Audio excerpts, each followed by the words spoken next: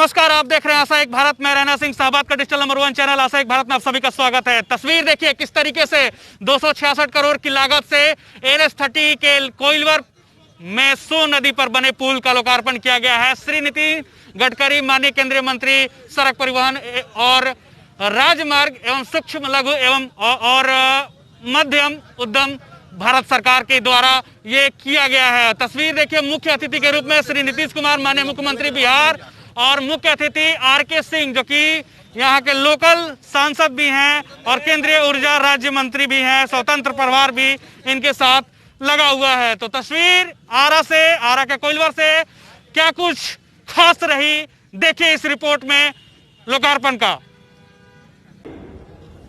और आज के इस ब्रिज के निर्माण कार्य में उनकी अहम भूमिका रही। ऐसे आदरणीय श्री राजकुमार सिंह जी, मेरे सहयोगी general doctor VK Singh ji, Shri Ashwini Kumar Choubey जी, उप मुख्यमंत्री R किशोर प्रसाद जी, उप मुख्यमंत्री श्रीमती रेणु देवी जी, अवधेश नारायण सिंह जी, आदरणीय मंगल पांडे जी, अमरेंद्र प्रताप सिंह जी, राम कृपाल यादव जी, सभी मेरे संसद के सहयोगीगण, विधायकगण, मंत्रीगण, अधिकारीगण, भारत सरकार के और राज्य सरकार के और उपस्थित सभी भाई और बहनों, सबसे पहले मुझे बहुत खुशी है कि हमारे RK सिंह जी और अश्विनी कुमार चौबे जी इस ब्रिज के लिए मेरे पास बहुत बार आते थे। और एक बार जब प्रधानमंत्री जी के हाथ से भूमि पूजन कार्यक्रम इसका हुआ था, तब मुझे वो लोहे के पुल पर जाने का मौका मिला और तब मुझे समझ में भी आया कि कितनी तकलीफ लोगों को हो रही है। आज इसके बारे में आधा भाग इसका पूरा हुआ है और मुझे खुशी है। इसके कारण निश्चित रूप से दक्षिण बिहार की एक लाइफलाइन है और इसकी शुरुआत आज हो रही है।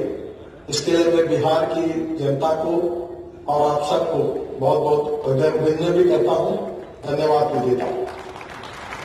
आदरणीय राजकुमार सिंह जी ने मांग की है कि इस ब्रिज के नामकरण के बारे में वशिष्ठ नारायण सिंह जी का इसके लिए नाम दिया जाए। मैं उनको विश्वास दिलाता हूं कि आपके तरफ से केवल पत्र भेज दीजिए और इसके बारे में हम अनुमति देंगे और इसका नाम वशिष्ठ नारायण सिंह जी से नाम के रखेंगे, ऐसा मैं उनको विश्वास देना चाहता हूँ। आज इस ब्रिज को लेकर बाकी का जो अधूरा काम है वो पूरा करने के बारे में आज ही मैंने केवल उसका पूरा डिटेल में रिव्यू लिया है और मुझे लगता है कि ये 2021 के पहले उन्होंने कहा, पर उसके ही पहले हम इसको निश्चित रूप से पूरा करेंगे। ये 138 साल जो पुराना ब्रिज और रेल का जो एक ब्रिज अंग्रेजों ने बनाया था, उसके बाद में ये ऑप्शन आज मिल रहा है, तो ये बहुत ही स्वाभाविक रूप से हम सबके लिए बहुत ही समाधान का विषय है। ये ब्रिज का 3 लेन शुरू होने से आरा, पटना, छपरा आने वाले लोगों को भी ट्रैफिक से काफी राहत मिलेगी और दक्षिण बिहार के लिए तो ये लाइफलाइन भी है। मैं निश्चित रूप से आप सबको इसके उपलक्ष्य में बहुत बहुत धन्यवाद दूंगा। कल ये ब्रिज के निमित्त मैंने कुछ परियोजनाओं का जो कार्य चल रहा था उसका भी रिव्यू दिल्ली में किया। छपरा, रेवाघाट, मुजफ्फरपुर 100% पूरा हो गया है। 31 दिसंबर 2020 का उसका अवधि था। मुजफ्फरपुर, सोनावर्षा ये भी लगभग 99% पूरा हुआ है। छपरा, गोपालगंज 92% पूरा हुआ है। बिहार शरीफ, बरबीघा, मोकामा 90% पूरा हुआ है। मुंगेर अप्रोच रोड 40% पूरा हुआ है और किशनगंज फ्लाईओवर 50% पूरा हुआ है। पटना से बख्तियारपुर जो था वो करीब 99% पूरा हुआ है और हाजीपुर से मुजफ्फरपुर 75% पूरा हुआ है और जून 2021 को पूरा काम हो जाएगा। भोजपुर से बक्सर जो है वो 40% पूरा हुआ है, अक्टूबर 2021 में वो पूरा हो जाएगा और कोइलवर से भोजपुर ये भी 55% पूरा हुआ, अक्टूबर 2021 में पूरा होगा।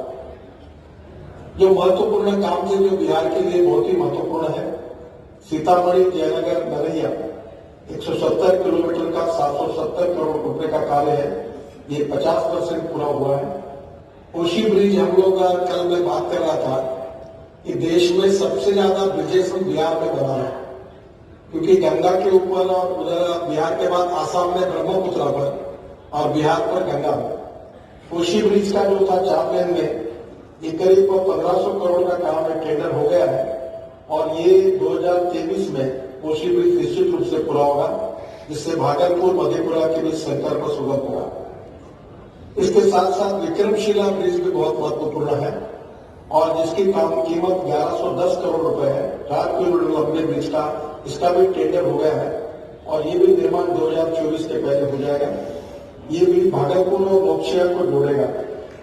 जो बक्सर ब्रिज है, जो भोजपुर से बक्सर के बीच 48 किलोमीटर के प्रोजेक्ट में 1 किलोमीटर गंगा पर ब्रिज बनाया जा रहा है, ये काम जो है ये 2021 तक पूरा हो जाएगा और निश्चित रूप से इसके कारण उत्तर प्रदेश जाने के लिए भी बहुत सुविधा होगी।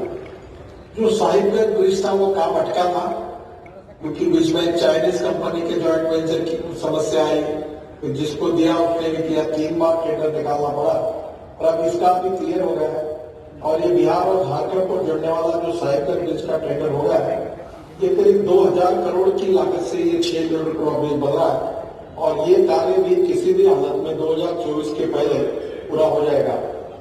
इसके बनने से कटिहार से झारखंड पहुंचना आसान हो जाएगा। जो पटना का गंगा ब्रिज का जो नवीनीकरण है, ये भी अपने आप में एक नई टेक्नोलॉजी का उपयोग करके हुआ है और पुराने ब्रिज के 2 लेन का नवीनीकरण कार्य पूरा भी हो गया है और बाकी 2 लेन का काम दिसंबर 2021 तक पूरा हो जाएगा और इससे भी पटना में काफी राहत मिल जाएगी।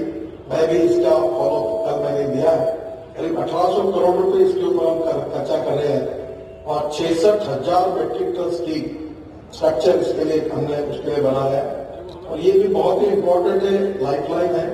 ये भी निश्चित रूप से एक अलग प्रकार का काम इसमें हुआ है और ये भी काम की मैंने कल रिव्यू किया, ये भी निश्चित रूप से हो जाएगा। जो गंगा पर एक नया ब्रिज बना रहे 3000 करोड़ का, 4 लेन का नया ब्रिज बना रहे, उसका एग्रीमेंट अक्टूबर 2020 को साइन हुआ था। जनवरी से उसका काम शुरू हो जाएगा और मार्च 2024 तक ये पुल बन जाएगा। देश में फिर पहला ऐसा ब्रिज बन रहा है जिसमें 242 मीटर का स्पैन होगा और इसके नीचे से जहाज भी निकल सकेंगे। ये ब्रिज की कीमत करीब 3000 करोड़ है। पटना में ही जो ब्रिज बन रहा है अपने आप में भी बहुत बड़ा है। अश्विनी जी ने जिसका उल्लेख किया था, अयोध्या से जनकपुरी नेपाल तक राम जानकी मार्ग का जो निर्माण हो रहा है, उसमें बिहार में 2700 करोड़ रुपए की लागत से राम जानकी मार्ग में 240 किलोमीटर का हिस्सा के कार्य का निर्माण हो रहा है। 177 किलोमीटर का कार्य चल रहा है और इसे जून 2021 तक पूरा किया जाएगा और सीवान से मसरत तक के 40 करोड़ के मार्गों को 4 लेन बनाने हेतु अधिकरण का भी कार्य शुरू हो रहा है। ये निश्चित रूप से बहुत महत्वपूर्ण भी है और ये राम जानकी मार्गों को पूरा करना ये हमारी जिम्मेदारी भी है। जहां तक आज का ये किलोमीटर रिंग रोड के निर्माण के लिए जून 2021 तक डीपीआर बन जाएगा और इस मार्ग के बनने से पटना से उत्तर प्रदेश जाना आसान हो जाएगा। माननीय मुख्यमंत्री जी का दूसरा प्रस्ताव मोकामा मुंगेर मार्ग के चौड़ीकरण का है। उसमें मैं बताना चाहूंगा कि उनके सुझाव को स्वीकार कर 70 किलोमीटर का मार्ग को 4 लेन चौड़ीकरण के लिए डीपीआर भी बनने के आदेश दिए हैं। वो डीपीआर बन रहा है और जो अप्रैल 2021 तक पूरा हो जाएगा। माननीय मुख्यमंत्री जी ने मुजफ्फरपुर बरौनी मार्ग के चौड़ीकरण के प्रस्ताव को भी जो दिया है उसको भी हमने स्वीकार किया है और इस मार्ग पर ट्रैफिक अधिक है, सड़क दुर्घटनाएं भी हो रही है और इसलिए हम इसके 4 लेन चौड़ीकरण का काम जल्दी शुरू कर देंगे। माननीय मुख्यमंत्री जी ने खगड़िया पूर्णिया मार्ग 4 लेन चौड़ीकरण का भी सुझाव दिया है, उसे भी हमने स्वीकार कर लिया है और इसका डीपीआर का काम अप्रैल 2021 तक पूरा हो जाएगा। इस मार्ग के चौड़ीकरण से Dalkola Guwahati east west corridor जाना आसान हो जाएगा।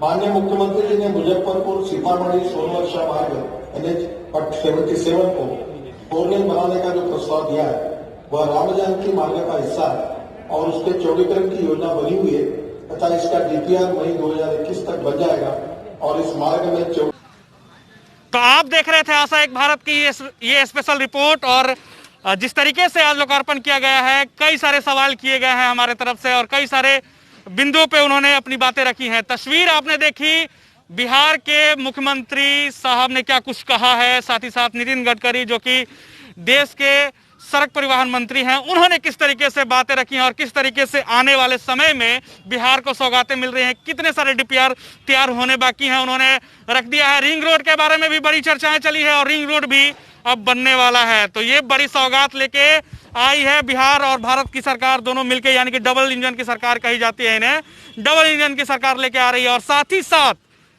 जिस तरीके से कहा जा रहा था कि अब जाम नहीं लगेगा, क्या सही में जाम नहीं लगेगा, जरूर कमेंट बॉक्स कीजिएगा। क्योंकि कोइलवर पुल पे जिस तरीके से जाम 8-8 घंटे और 10-10 घंटे लगते थे, इस पुल के बन जाने से कितना फायदा होगा आप जरूर बताएं। इसके साथ हम आप सभी से अलविदा लेते हैं। खबर यहीं तक, आपका प्यार समर्थन लगातार मिल रहा है, इसके लिए आप सभी का शुक्रिया, धन्यवाद। सहयोगी यानी कि वीडियो जर्नलिस्ट रवि प्रकाश के साथ मैं राणा सिंह, कोइलवर, भोजपुर, बिहार, आरा। अनुरोध करते हैं और साथ ही साथ आप देखेंगे इस परियोजना पर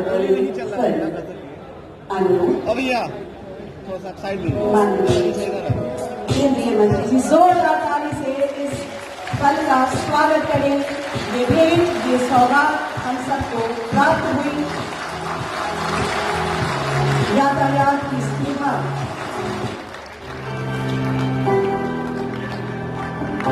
यह पुल महत्वपूर्ण भूमिका निभाएगा।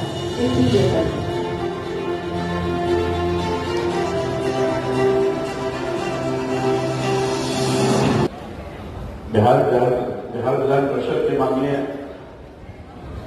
अध्यक्ष सभापति आदरणीय अवधेश नारायण सिंह जी, माननीय मंत्री पद श्री मंगल पांडे जी, माननीय मंत्री कृषि आदरणीय श्री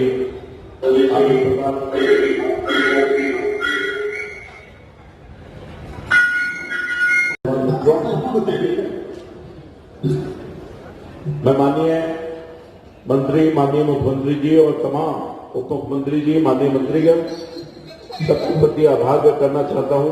माफ कीजिएगा, मैं अपने आदरणीय नेता माननीय मंत्री श्री अश्विनी चौबे जी का नाम भूल गया था। उन सब लोगों के प्रति आभार व्यक्त करना चाहता हूं, आरके सिंह जी के प्रति, सभी लोगों के प्रति जिन्होंने इस कार्यक्रम को सफल बनाने में अहम भूमिका अदा की। और विशेष तौर पर माननीय नितिन गडकरी साहब अपनी बात समाप्त करता हूं और सब लोगों को प्रणाम करते हुए अपनी आप सब लोगों से विदा लेता हूं। धन्यवाद। बहुत धन्यवाद माननीय केंद्रीय। आपका अपना आशा एक भारत को सब्सक्राइब करिए भैया, और साथ ही साथ बेल बटन दबाना ना भूले, क्योंकि बेल बटन दबाइएगा तभी तो खबर फटाफट पाइएगा।